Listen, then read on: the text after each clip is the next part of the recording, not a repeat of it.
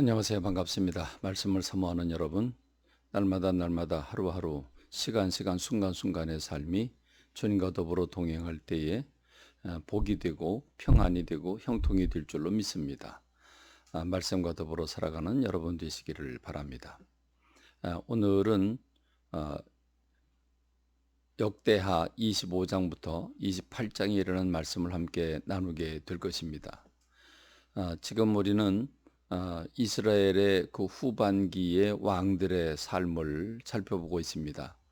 근데 이 왕들의 삶을 살펴보는 가운데 그 왕들 한 사람 한 사람을 다뤄줄 때 반드시 그가 하나님 보시기에 정직했는지 정직하지 않았는지, 다윗의 길을 따랐는지 우상 숭배하던 여로보암의 길을 따랐는지를 분명히 보여주고 있고, 거기에 정비례하고 반비례해서 형통하고 복이 있든지 아니면 하나님의 징계와 어려움이 있든지를 보여주고 있는 것이 역사서에 그 흐르는 기본적인 흐름입니다. 25장 역대하 25장에서는 아마샤를 보여주고, 26장에서는 우시야, 27장에서는 요담이라고 하는 왕, 28장에서는 아하스라고 하는 왕을 보여주고 있습니다. 자, 이런 왕들이 어떻게 평가가 되고 있는지 살펴볼까요? 25장에서는 아마샤라고 하는 왕이 하나님 보시기에 정직하기는 했지만 온전한 마음으로 행하지는 않았다라고 말해주고 있습니다. 자, 하나님이 보시기에 정직하기는 했다. 그런데 온전한 마음은 아니었다. 여러분, 하나님께서 한 사람 한 사람, 한 영혼 한 영혼 지켜보고 계신다는 것을 알 수 있습니다. 하나님께서 한 사람 한 사람에 대한 평가를 하시는 모습을 볼 수 있습니다. 그가 정직하기는 했지만 온전한 마음으로 행하지 않았다. 여러분, 두렵고 떨리지 않습니까? 오늘 나의 삶이 하나님 앞에 어떻게 비춰지는지, 하나님 마음이 얼마나 흡족하게 해드리는지, 실망을 끼쳐드리는지, 주님은 우리의 속 심령을 살피시는 하나님이라고 하는 사실을 기억해야 합니다.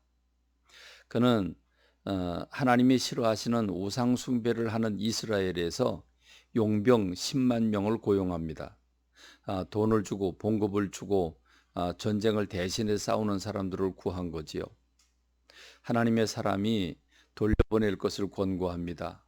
생각해보라. 하나님이 지켜줘야 되지. 하나님을 믿지 않고 우상 숭배하는 그 이스라엘 사람들을 불러다가 용병을 하면 하나님이 기뻐하실 것 같은가? 아니다. 그래서 돌려보냅니다. 그 용병들이 돈을 못 받자 또 화를 내게 되지만 그럼에도 불구하고 돌려보냅니다. 돌려보내자 하나님이 세일 자손과 더불어 싸워서 이기게 하시는 모습을 볼 수 있습니다. 그런데 이 아마샤라고 하는 사람은 어쩌자고 세일 사람들을 쳐부수고 난 다음에 세일 사람들이 섬기는 신을 가져다가 섬깁니다. 그러니 하나님이 진노하실 수밖에 없고 이스라엘이 쳐들어왔을 때 패배할 수밖에 없는 그런 결과가 오게 되는 겁니다. 26장에 보면 우시야라고 하는 사람이 전체적으로는 하나님 보시기에 정직했다고 말씀해 주고 있습니다. 자, 그러면 하나님 앞에 정직하면 어떻게 되겠습니까? 그런데 이 우시야라고 하는 사람이 정직하게 되는 데는 스가랴라고 하는 사람이 있었습니다. 26장 5절에서는 이렇게 말씀하고 있죠. 하나님의 묵시를 밝히 아는, 하나님의 뜻을 밝히 아는 스가랴가 사는 날 동안에 하나님을 찾았고, 그가 여호와를 찾을 동안에는 하나님이 형통하게 하셨더라고 말씀하고 있습니다. 그렇습니다. 우시야가 스가랴라고 하는 하나님의 사람의 그 하나님의 뜻을 분별할 때 그것에 따르니까 평탄할 수밖에 없고 형통할 수밖에 없었습니다. 그런데 하나님이 도우셔서 나라가 강성해지자 그만 교만해졌습니다. 그래서 악을 행합니다. 성전에 들어가서 자기가 분향하고 하나님 앞에 향을 드리겠다고 고집을 부리다가 그만 그는 문둥병을 넣습니다. 그래서 죽는 날까지 그는 격리돼서 삶을 살았고, 그 아들 요담이 대신해서 왕의 역할을 감당하고 있는 것을 볼 수 있습니다. 27장은 요담이라고 하는 그 우시아의 아들 왕을 보여주고 있는데 하나님 보시기에 정직했다.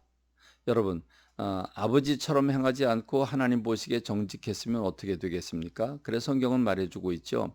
하나님 앞에서 바른 길을 걸어 점점 강성해졌다라고 말씀하고 있습니다. 이것이 영적 원리죠. 그러면 28장에 나오는 아하스라고 하는 왕은 어떻게 살았습니까? 그는 악하다는 평가를 받았습니다. 이스라엘 사람들이 섬기는 우상을 섬기는 일에 열심이었다라고 평가하고 있습니다.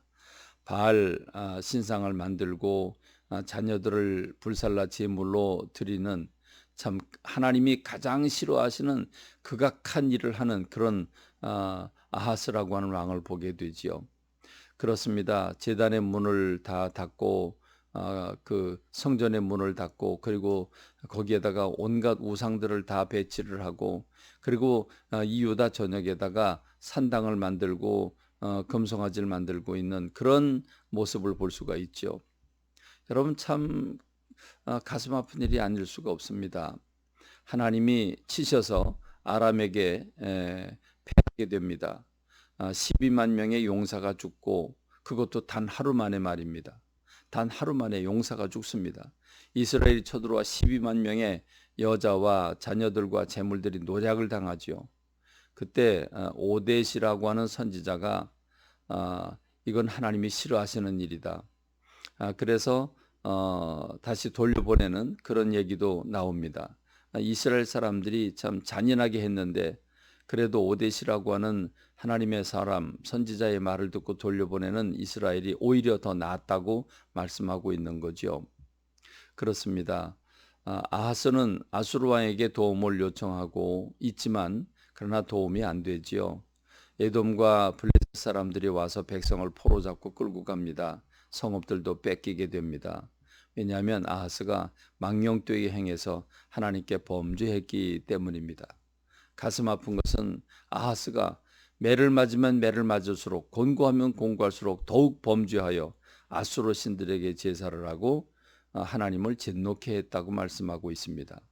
그렇습니다. 하나님을 얼만큼 의지하느냐, 하나님의 말씀에 어떻게 반응하느냐에 따라서 여러분의 삶이 형통한가 형통하지 않은가가 결정됩니다. 어제 주일날 말씀 같이 나누셨죠? 하나님의 말씀에 반응하는 사람들이 되어야 합니다. 여러분 반응하려고 하면 게으름을 깨쳐야 하고 가지고 있던 생활 패턴을 바꿔야 합니다. 새벽을 깨우고 낮이고 밤이고 주님 앞에 와 성령 충만을 갈구하는 여러분 되시길 간절히 소망합니다. 두 손 모아 빕니다. 여러분 말씀으로 기도로 일어나십시다. 부탁드리겠습니다. 말씀을 맞습니다. 감사합니다.